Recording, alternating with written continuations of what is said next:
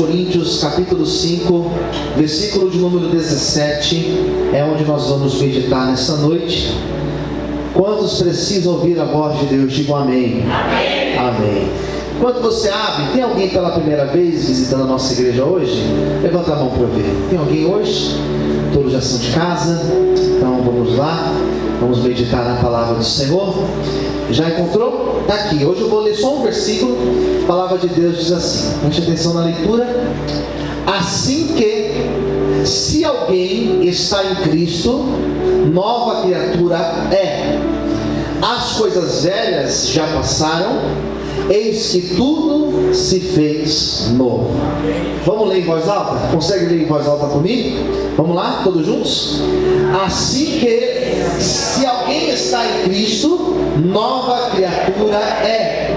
As coisas velhas já passaram, eis que tudo se fez novo. Oremos. Senhor, fale conosco nesta noite, revela esta palavra aos nossos corações, Senhor.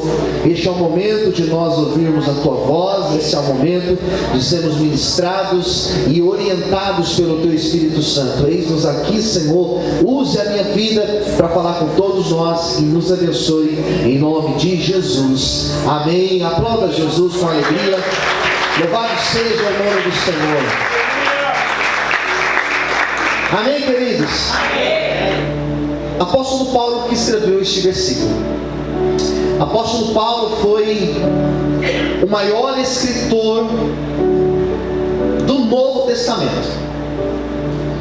O apóstolo Paulo, ele é responsável por toda a doutrina eclesiológica que nós temos. O que significa isso? Toda a doutrina da igreja, Paulo escreveu acerca dela. Não tem um assunto sequer que Paulo não tenha tratado nessas 13 cartas que ele escreveu. Não tem um assunto sequer relacionado à igreja que Paulo não tenha tratado. Algumas cartas ele escreve com um tom mais rígido. Quando você lê, por exemplo, Colossenses, quando você lê, por exemplo, Gálatas, quando você lê as duas cartas aos Coríntios, sobretudo a primeira carta, você vai encontrar um tom bem sério e rígido das palavras de Paulo. Outras cartas ele é mais maleável. Quando você lê, por exemplo, a carta aos Tessalonicenses, quando você lê também, por exemplo, a carta aos Filipenses, essa segunda carta, quando você lê Filemão, você encontra um tom mais ameno de Paulo. Paulo doutrina a igreja tratando dos assuntos pertinentes à igreja. Nas suas 13 cartas, Paulo vai tratar de toda a teologia. O primeiro teólogo que nós temos na história foi o apóstolo Paulo. A primeira carta que ele escreve aos Coríntios, ela é muito diferente da segunda carta. Na primeira carta ele corrige muito mais, ele exorta muito mais. Na primeira carta ele fala sobre casamento. Se você ler, por exemplo, do capítulo 1 até o capítulo 7, Paulo vai falar sobre casamento, sobre novo casamento, sobre divórcio. Paulo vai tratar dessas questões relacionadas a matrimônio.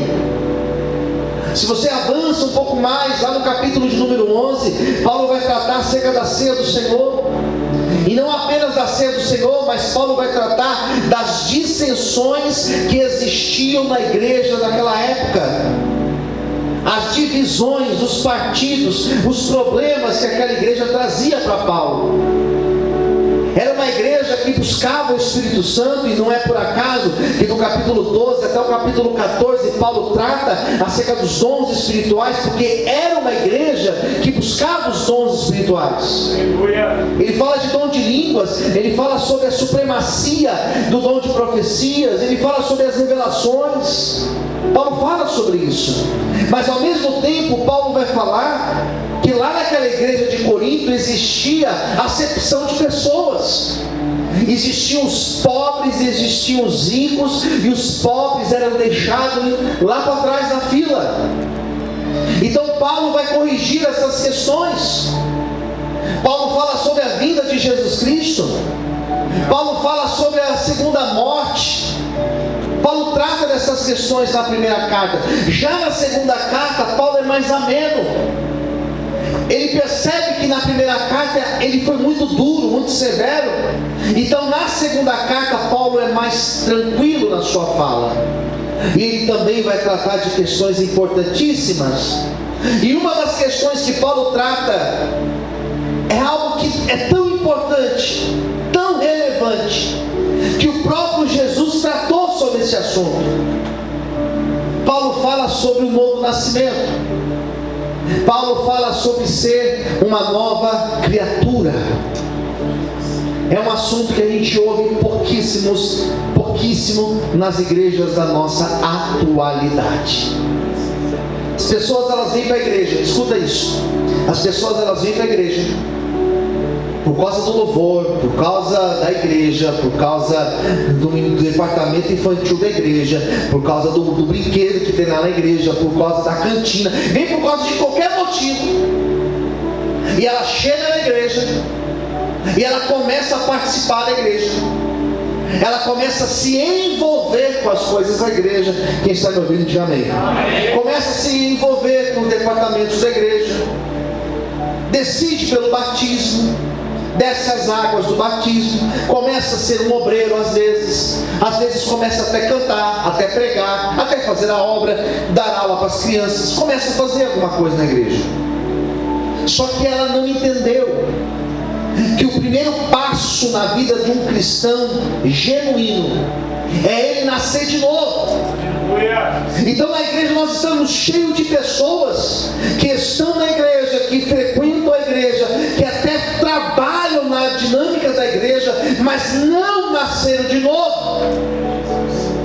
Certa vez Jesus chegou para um homem chamado Nicodemos, que era um homem sábio, um intelectual, era um mestre, e a Bíblia fala que Jesus chegou para Nicodemos, isso está em João, capítulo de número 3, e ele falou para Nicodemos: ei, necessário vos é nascer de novo. E Nicodemos fez uma pergunta óbvia e lógica, ele não foi irônico, ele perguntou a verdade: mas como assim nascer de novo? Eu tenho que voltar para o ventre da minha mãe? É isso? E Jesus falou: não, é nascer da água, é nascer do Espírito. Paulo vai falar sobre esse nascer. Paulo vai dizer nesse versículo aqui que nós precisamos ser uma nova criatura. Então nós temos diversas pessoas e diversos tipos de pessoas dentro da igreja. Às vezes a pessoa está aqui, mas ela ainda não é uma nova criatura. Ela está aqui, mas ela continua com os mesmos costumes, ela continua com os mesmos hábitos, ela continua com os mesmos vícios, com as mesmas manias, e ela não entendeu que esse velho homem, ele tem que morrer. Essas velhas práticas, elas precisam morrer, e ele precisa nascer uma nova pessoa, uma nova criatura na presença de Deus. Tem que nascer de novo. Glória a Deus. Aleluia. Então não adianta eu estar aqui pregando que Deus quer prosperar a tua vida. Não adianta eu estar aqui dizendo que Deus quer abençoar a tua família. Não adianta eu estar aqui dizer que Deus quer te dar um casamento abençoado, feliz, se eu não disser em primeiro lugar que nós precisamos nascer de novo. Chega uma hora na nossa vida que nós precisamos falar: ei, eu quero ser uma nova criatura. Eu quero ser uma nova criatura. E hoje eu estava aqui pregando, e depois que eu preguei essa palavra hoje, ministrei a ceia, e veio um irmão aqui na frente falar comigo, e ele veio em lágrimas falar comigo, dizendo: pastor, quando que é o próximo batismo? Eu quero nascer de novo. Chega, pastor, eu estou cansado dessa vida que eu estou levando, eu estou cansado. Eu falei para ele: hoje então a tua vida começou a mudar. Hoje então Jesus começou a fazer a tua vida uma obra de transformação. É isso que vai acontecer nessa noite. Nós seremos transformados para a honra e glória do nome de Deus. Aleluia. Glória a Deus. Então Paulo aqui, ele vai tratar sobre isso. E Paulo começa falando sobre o seguinte: assim que, vírgula, ele coloca uma primeira condicionante aqui. Se alguém está em Cristo, repita comigo, se alguém, mais alto, diga, se alguém está em Cristo. Essa é a primeira condicionante que ele coloca. Essa palavra não é para todos. Essa palavra não é para quem está na igreja. Essa palavra não é para quem aceitou Jesus. Não é para isso, não é para esse. Essa palavra não é para aquele que desceu a água do batismo apenas, não. A Bíblia fala, se alguém está em Cristo. A primeira condicionante para nós sermos transformados numa nova criatura é nós estarmos em Cristo. Aleluia! Não é estar no homem, não é estar nas suas próprias convicções, não é estar na igreja simplesmente por estar na igreja. Aqui não é um lugar que você está simplesmente, não é um clube aqui. Por mais que às vezes pareça um clube, porque às vezes a gente faz amizades aqui dentro. Você pode conhecer alguém e casar, alguém que está aqui dentro, pode ser. Mas não é essa a intenção de nós estarmos aqui, a intenção primeira de nós estarmos aqui.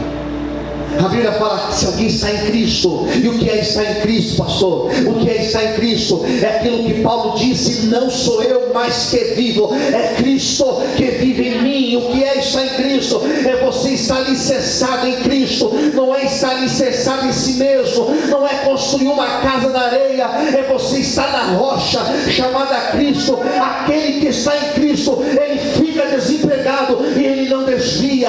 Aquele que está em Cristo, ele é traído e ele não desvia. Aquele que está em Cristo, ele passa por doença, ele passa por luto, ele passa por tribulações e ele não desvia, porque ele está em Cristo. Ele não sai da presença do Senhor, pode soprar o vento que for, ele está em Cristo e ele permanece em Cristo para a glória de Deus. Aleluia! Esteja em Cristo. Está em Cristo, está nele. É viver para ele. Posso ouvir amém, queridos? Ele falou, se alguém está em Cristo, vírgula, é nova criatura. Nova criatura. Glória a Deus. Sabe o que é nova criatura? Aqui fala sobre uma mudança. E não é uma mudança estética. Tinha um cabelo assim, agora meu cabelo mudou. Não é uma mudança no seu estilo de roupa. Não que isso não seja também importante, mas não é isso. Ser uma nova criatura não é a roupa que eu uso. Ser uma nova criatura é ter a sua essência transformada pelo Espírito Santo de Deus. Roubava, disse bem, passado, roubava, não rouba mais. Mentia, não mente mais. Pegava e não entregava, não devolvia. Agora pega e devolve. Ser nova criatura fala de um caráter transformado. Ser nova criatura é renunciar, é abrir mão de antigas práticas e ter uma nova conduta de vida. Não se prega mais isso. Nós não ouvimos mais isso. O que nós ouvimos é: vem, fica aqui, tem a experiência de estar aqui, entrega seus dízimos, entrega suas ofertas, porque através desses dízimos e as ofertas nós vamos manter isso daqui e por aí está tudo bem. Daí Jesus volta e a pessoa não entendeu que para entrar no reino dos céus tem que nascer de novo. Posso ouvir um glória a Deus? Então Paulo disse: é uma nova criatura. E ser nova criatura é alguém olhar para mim e olhar para você e ver o fruto, ver o resultado do que é ser uma nova criatura. E é interessante porque Paulo era muito questionado. Não sei se você sabe disso, mas Paulo geralmente, quando ele começava as suas cartas, ele começava dando uma carteirada. Sabe o que é carteirada, né? Vocês entendem esse termo, né? Às vezes a pessoa dá uma carteirada: eu sou policial, tá aqui, ó, sou delegado, sou filho de não sei quem, eu sou juiz, né? Sou advogado, né, pastor? Às vezes a pastora dá umas carteiradas aí também. Sou advogado, sou advogada, eu sei, eu estou falando. Paulo dava uma carteirada. Paulo dizia: eu sou apóstolo do Senhor Jesus Cristo. ele chegava e se apresentava. Por quê? Porque ele era questionado. E às vezes eu sou questionado e já entrei em crise por causa disso. Mas depois de ler na Bíblia eu vi que Jesus era questionado.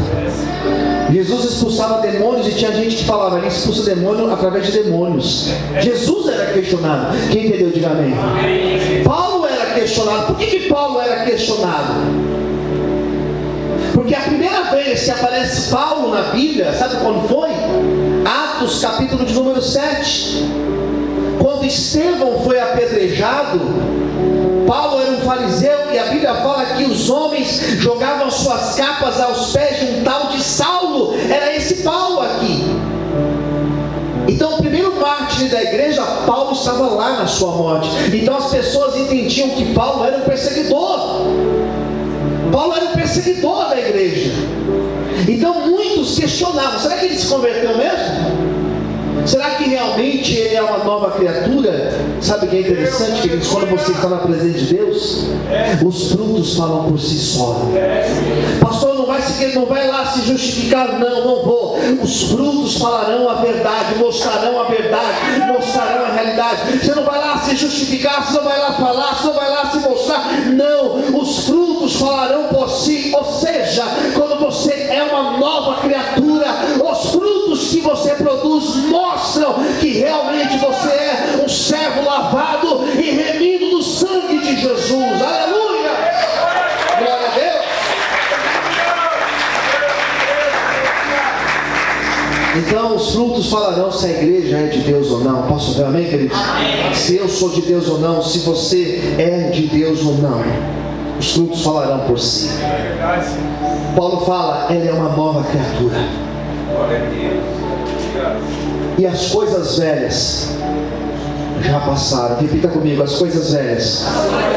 Vamos dizer mais alto, diga, as coisas velhas já passaram. Passaram. Glória a Deus. Aleluia. Já foi. Passou. E é muito interessante, irmãos, porque nós está passando muito rápido, não é verdade?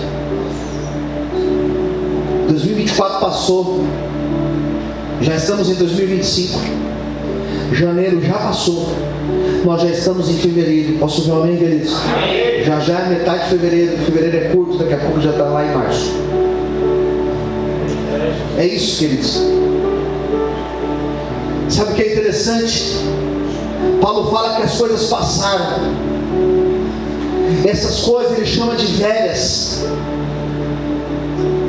Tem coisas que passaram na nossa vida e elas devem permanecer lá no passado. Existem pessoas que elas não conseguem viver o presente na sua plenitude de presente, de bênção de Deus, porque elas estão vivendo o presente, mas elas ainda estão conectadas ao passado. Meu Deus, aleluia. Então elas não conseguem perdoar, elas não conseguem esquecer.